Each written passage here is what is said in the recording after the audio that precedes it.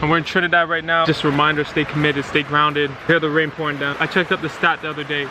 We're spending more money on alcohol than we do on education. And if you just flip that around, imagine the type of things you'd see. Imagine the type of things you'd feel. Just feeling the energy, bro. The energy's flowing out here, man. I love it. So I encourage you right now, you could go take a course right now on our online platform. Link in the bio, link in the description. You take that seriously, that'll change the course of your career and how you're looking at your career right now. It'll change everything. Like the mindset I'm in right now, learn, earn, return. I'm gonna tell you guys exactly what I did to end up out here. So yeah, link in the description, link in the bio. Dams. Dams.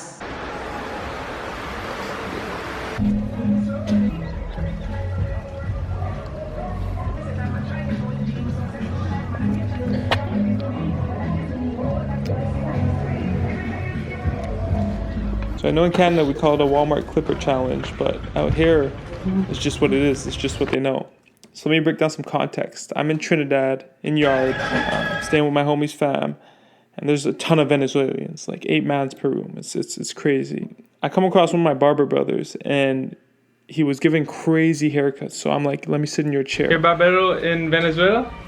Barbero. In Venezuela? Barbero. Yeah? Sí. Okay. ¿Y English?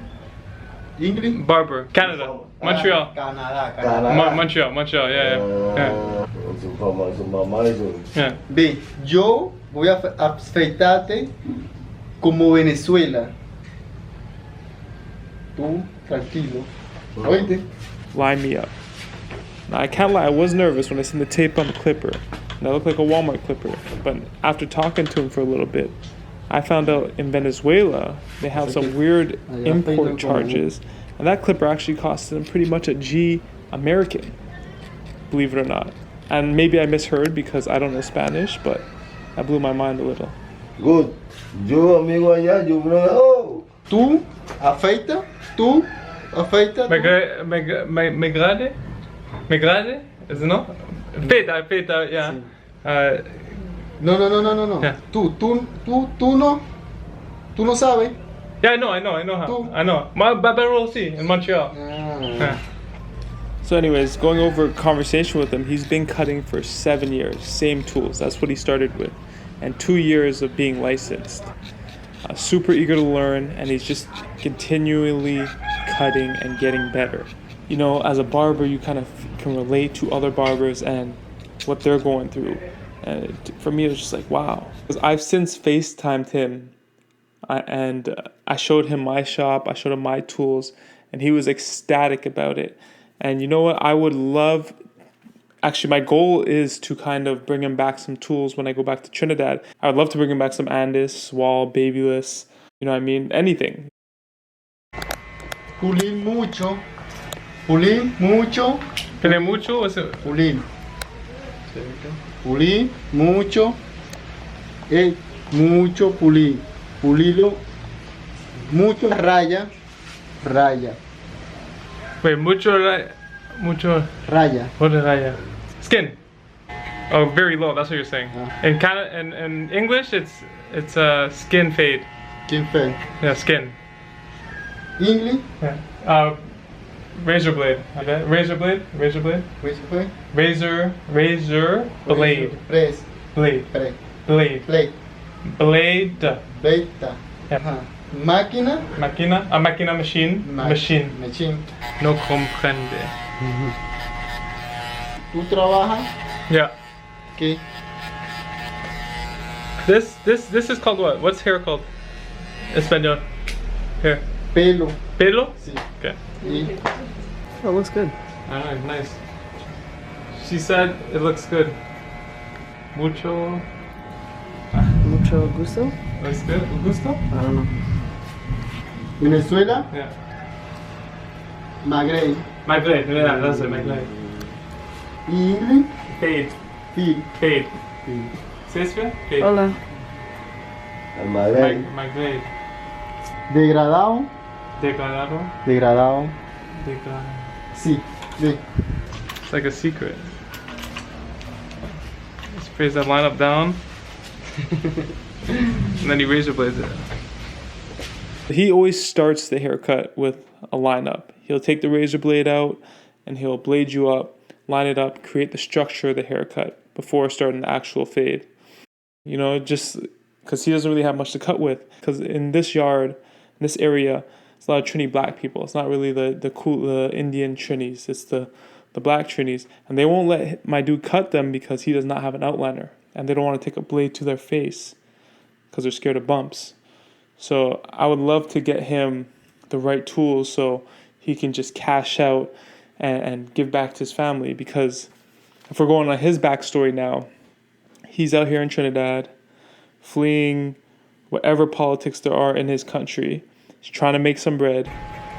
And he actually has his family back home, and he's just back and forth kind of thing.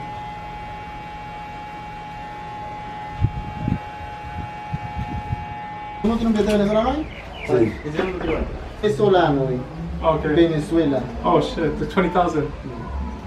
Sí. 20,000. 20,000. 20,000? Pero money no, Venezuela no good. No good? No. Come to Canada. Money, you money in Venezuela, money. Yeah. Money, you looking money, sa, money, sa. Is Rick with on phone? Yeah. Garante to that. No, So you for can a get haircut 10. for Migrade, $2. Yeah. Sad. And I got to cut right here. Yeah?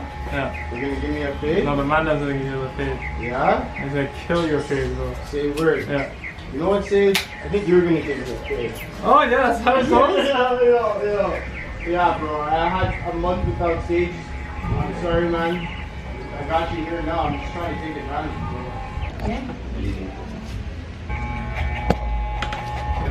You'll have to do the whole thing. That's good. You see good? well? Yeah. You take like a picture from over here.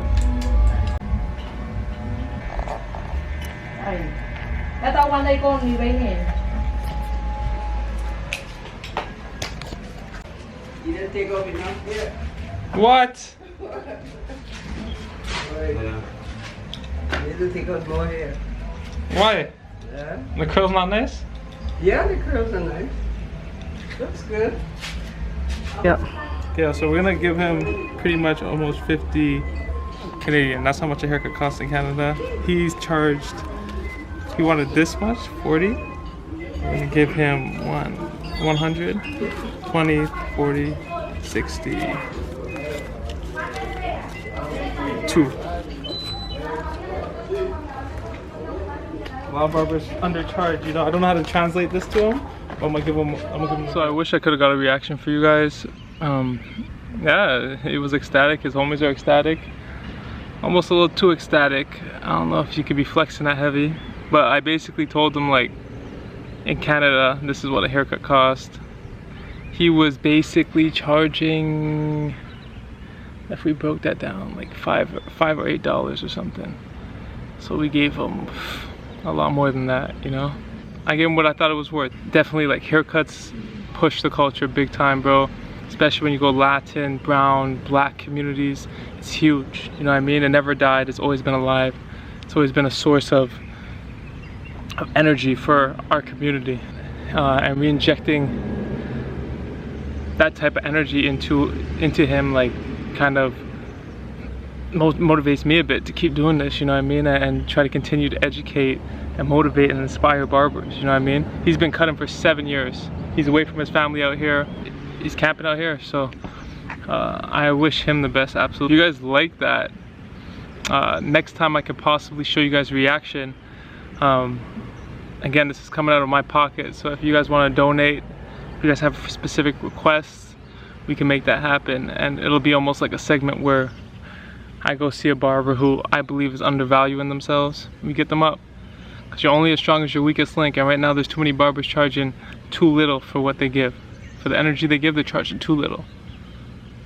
Like, this is worth more than a plate of food. A plate of food is in and out of your belly in one day. How long does the haircut last for you? At least 7. You know what I mean? At least 7. So right now we're just out here trying to get this culture up. And again, $650 for 6 figures. Our man weave class is up, full. I left nothing out. And if I did, I would add it, or I will add it. But for the most part, I believe everything's in there. I'm trying to just get all barbers in on these new money-making opportunities. I just really want to uplift this culture, you know what I mean? I feel like it's worth more than what is valued at right now. So we're about to pump that up. Again, if you like the video, feel free to donate, link in the description.